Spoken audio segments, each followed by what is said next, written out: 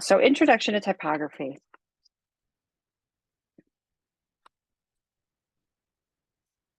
Typography is the considered arrangement of letters and words that convey information and meaning. It's experienced in books. This is the Gutenberg Bible, the first movable type in the Western Latin alphabet. Other places in the world had movable type for different alphabets, but for the Western Latin alphabet, this was our first book that was ever printed using movable type, and it's called the Gutenberg Bible. Let's look at some of our designers that are more contemporary. This is Stefan Sagmeister's Studio Blue, Paula Scher, posters, Joseph Mueller-Brockman. How many of us have seen or are aware that there's a movie about type, Helvetica? Has anyone seen it? Give me a little hands up, no? It's on and off of Netflix. I'm not sure if it's on right now, but it is kind of fun to see how one typeface has kind of taken over the world. Orc Design, Michael Cicino. Analog Type, the book cover, hand drawn by Mike Perry. UNT Design School making sculptural three-dimensional letter forms. Another one from Ann Arbor, Michigan. But of course, we definitely recognize that type is experienced through brands. There's not a brand that isn't using type. But we can also see type in moving, and I think we see that no better than movie titles. Here's a quick little example of some that might be very familiar and might not be as familiar for you.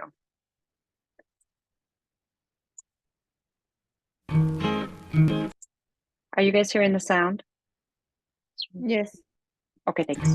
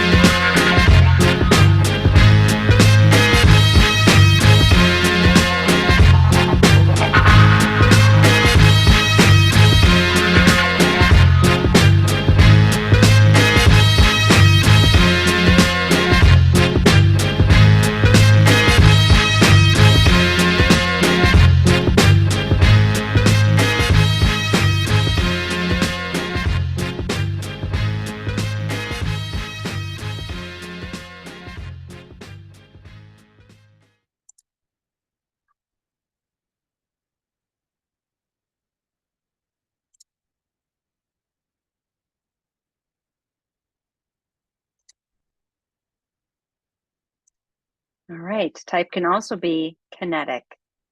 Take a look at this typeface that was designed by a car.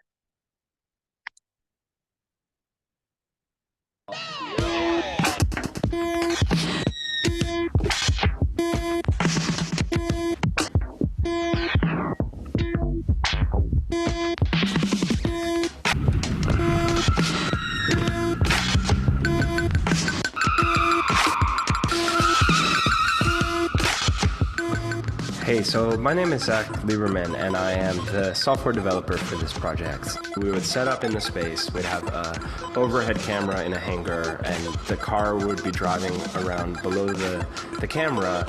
That information would be then sent to software, and the software would really figure out where the colored dots are, track those colored dots in real time, and then output the result of the tracking.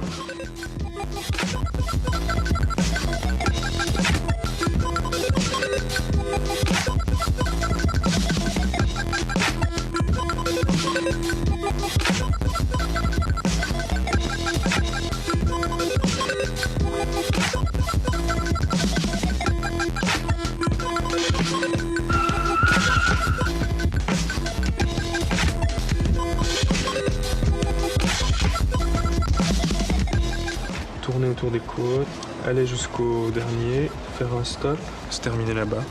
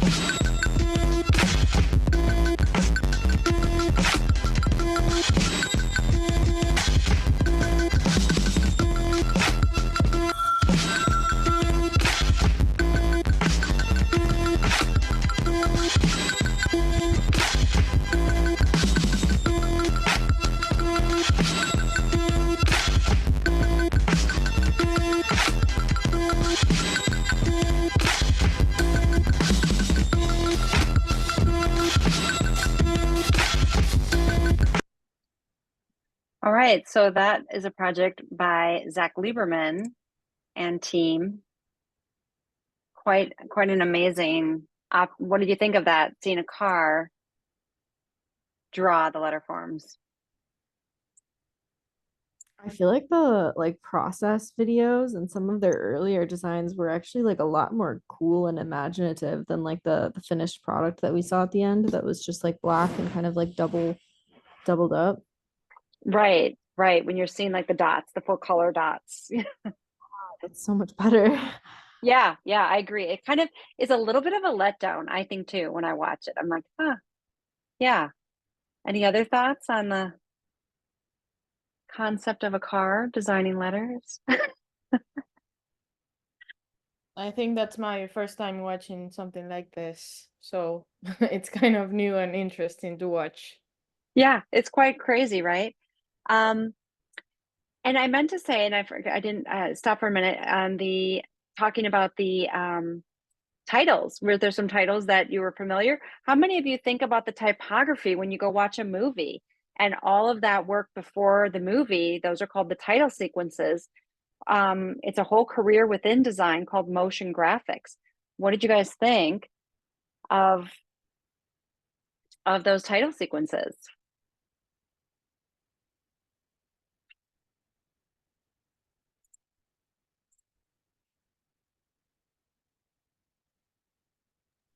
I think it sets the mood for the movie. Yeah, absolutely, right? Each one of them is so different. Yeah, I think it gives like the movie or the TV show or whatever we're talking about like a personality. So that's like, yeah, it makes it unique in a kind of way, yeah. Absolutely. Because you notice it's like the typeface that they choose really speaks to the mood of the video they're showing with it, whether it's a drawing or video clips or the colors they're using. They're right. They're trying to set a mood. They're trying to put you into the movie, trying to prepare you for the story that's to come. And that design is part of that, right? It's setting you up for what's ahead.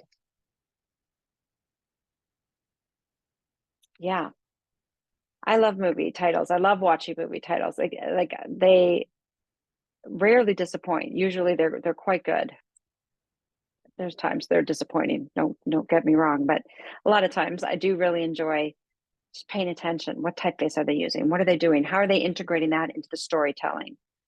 So, all right, let's keep going. I have more videos. All right, here is a music video using all type and what we would call motion design.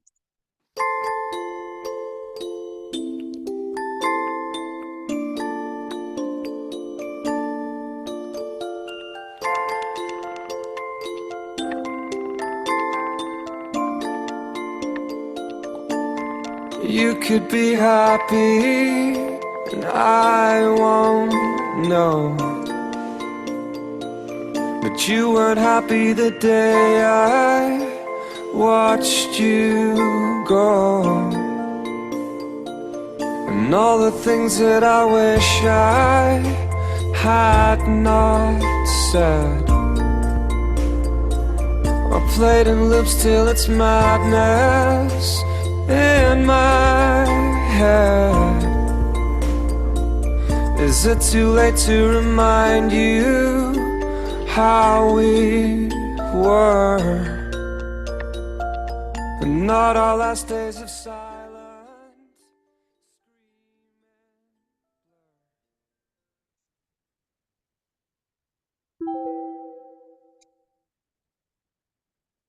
All right. So more type. Thinking about moving from kinetic to the fact that type is, we can't walk down the street without seeing type. Here's the New York Times headquarters in Manhattan. Wayfinding and graphics that are inside buildings. Can't drive down the street without seeing traffic, right? Traffic signs, freeway signs, wayfinding, decorative. You know, this is really just a facade that's become a decorative feature. Decorative and wayfinding, right? Parking garage. Now here's an example of type that's, again, trying to tell you a story, trying to help you get in the mood to go somewhere. How much is this working? Are there problems here? What do you think?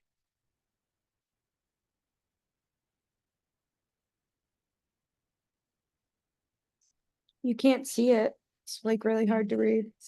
Right. It's so hard to read because it's too busy, right? And there's not enough contrast. It's too busy. It's hard to read. It's kind of all wrong for that reason, unfortunately. Here's a quick little video that PBS did about type. Oh, shoot, I forgot to cue it. I forgot they changed the link on me.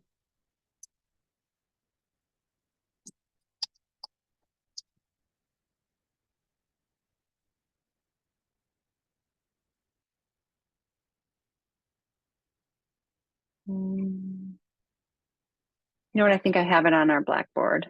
I can't remember. I thought I forgot. I have to keep reminding myself to fix it in this presentation. Give me 1 second.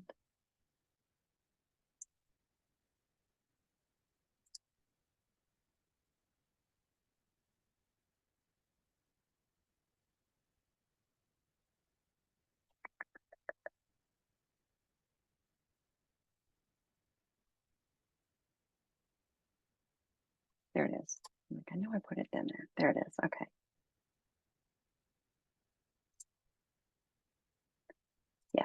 Milwaukee is my station. All right, here we go. Earlier this summer, Milwaukee PBS viewers were challenged to become new members of the station. Sorry, If you were one of there's the a commercial. 696 new members, welcome and thank you. Anyone can join right now. Your gift makes Milwaukee PBS possible.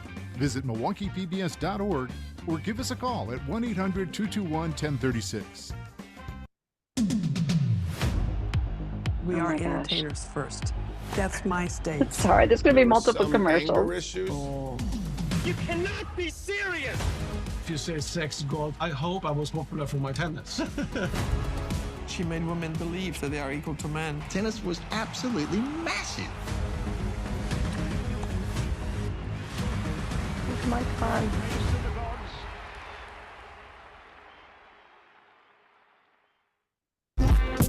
Here it is. Okay. Typefaces aren't merely about forms, they're about design systems. They have to do with the way things relate to one another. It's the joy of what happens with color and form and information. Fonts are clothes in a sense. They help visually externalize your identity to the world. It's about tension, it's about spatial arrangement, it's about the texture, and it's about the dynamics.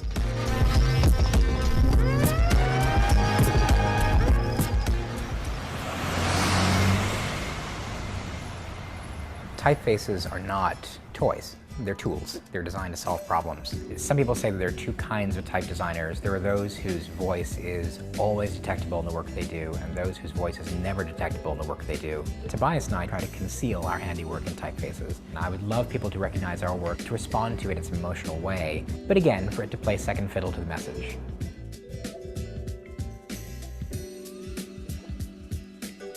A lot of the conversations that we have would sound kind of bizarre. We're trying to figure out, like, what is the gray flannel suit version of this form? Or it's like, this is too Tom and Jerry, it needs to be more Don Draper. It's just like, and we know exactly what we're talking about. Makes sense, like, oh yeah, somehow. you're right. Letters are everywhere, and that's one of the things that makes typography so interesting to people these days. It's such a pervasive part of our day. You need type again and again and again to get through the day, to live your life.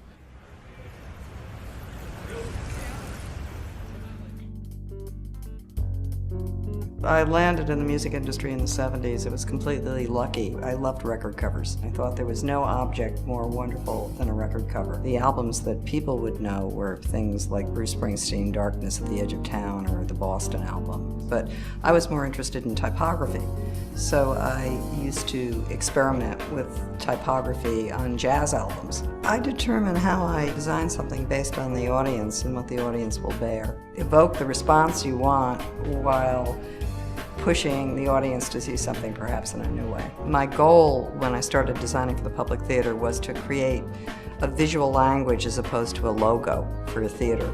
And Bring in the Noise, Bring in the Funk was the best use of that visual language because it used this wood type in a very provocative way. It was type that talked to you, it was type that rapped, it was type that tapped. It's the only Broadway show that didn't have a logo.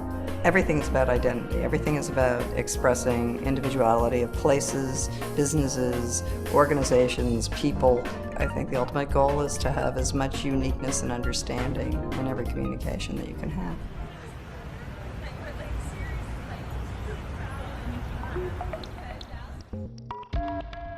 Quite weirdly, I always think typography is a little bit like a carpet. I kind of look at it from the point of view of texture and how readable that texture actually is. One of our clients is Studio Museum in Harlem. I had thought about Invisible Man. He talks about the sense of identity as an African American and being black, the idea of being noticed and unnoticed. What we did was create a form similar to a stealth bomber. I took some text and I applied it to a paper format, utilizing optical illusion, and that's how stealth became whole. It's not a normal poster which is flat.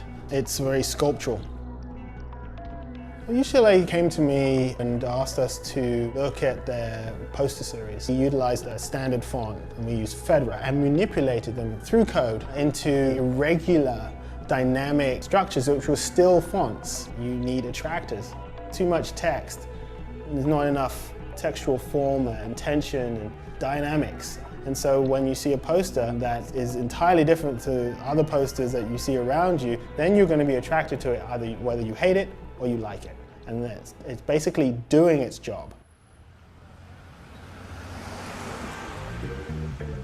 If you look back 200 years, infographics were being used to map cholera cases in London. Fast forward, you have magazines like Wired putting an emphasis on infographics. Wired influences publications like Good, who take this online.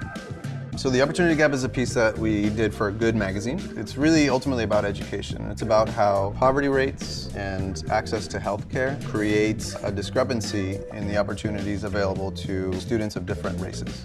The most challenging part of working on an infographic is taking all of the available data and deciding what is the most important bit of information that we need to communicate. Infographics are just about the typography getting out of the way of the message. Our process is to be able to distill the information to a very key point.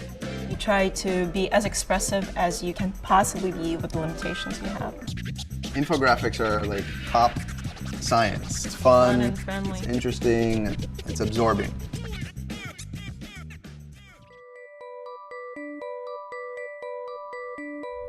Because of the computer, people are really aware of typography like they've never been before. Typography is kind of finally free on the web. It is amazing that everybody can do this. The tools are there. They're on your phone, which is extraordinary.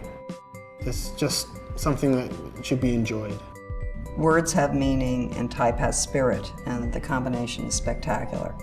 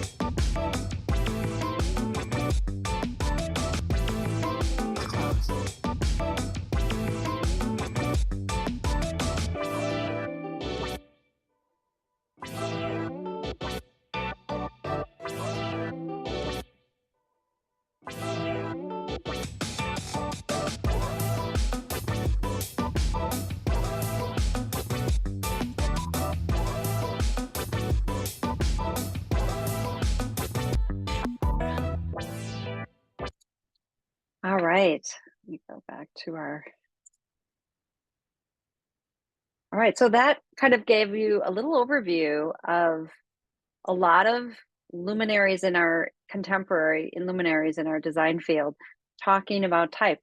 What are your takeaways from that video? There's a lot of people giving their ways that they talk about type and how they think about it when they're designing type or they're using type in their designs. What are some of the takeaways you have from that?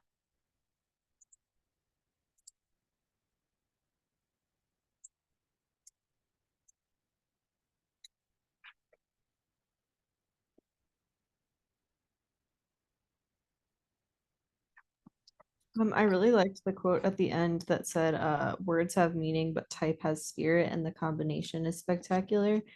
Because like I do feel like the type has just as much impact on like our perception of the information as like the information of itself. It's like a tone of voice. Absolutely. That's actually one of my favorite quotes from Paula Scher. Great takeaway. Anyone else?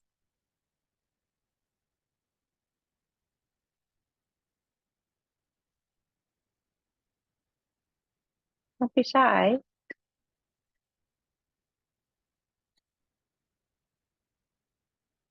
Yes, Sandra. I find interesting how they came up with like this different type of like types. So I don't know if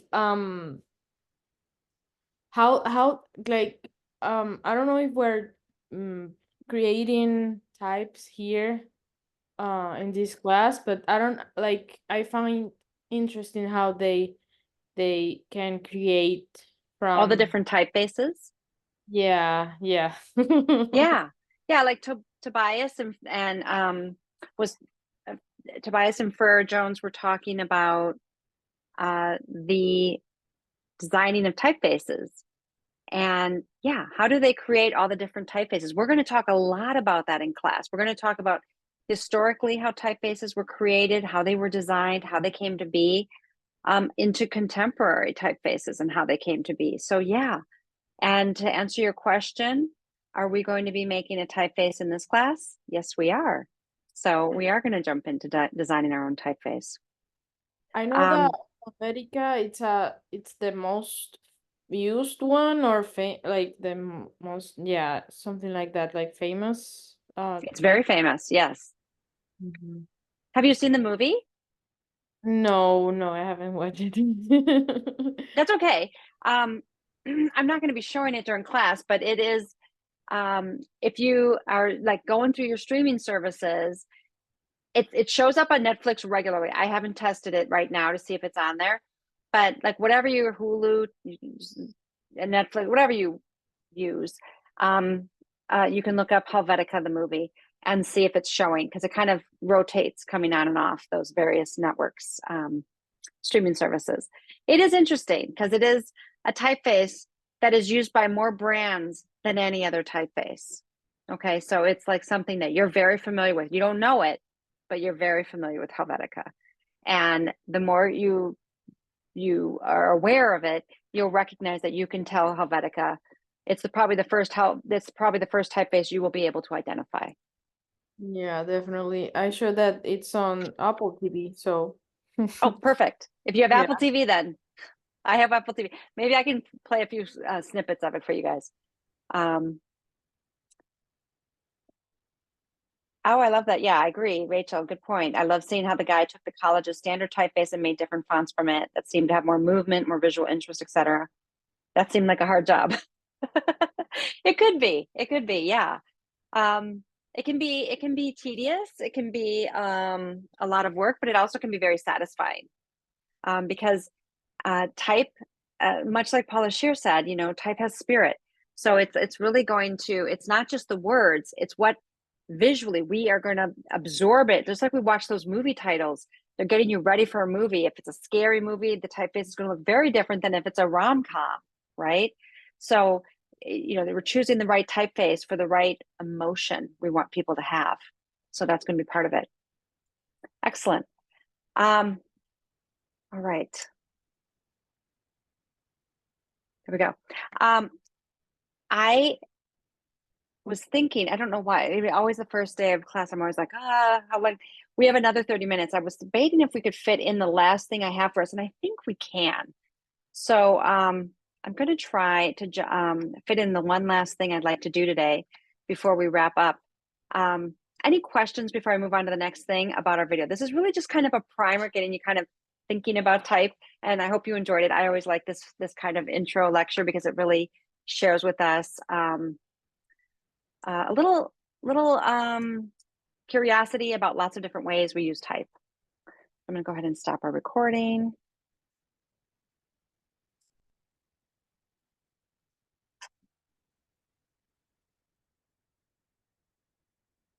Okay, where did they move the button? Oh, there it is.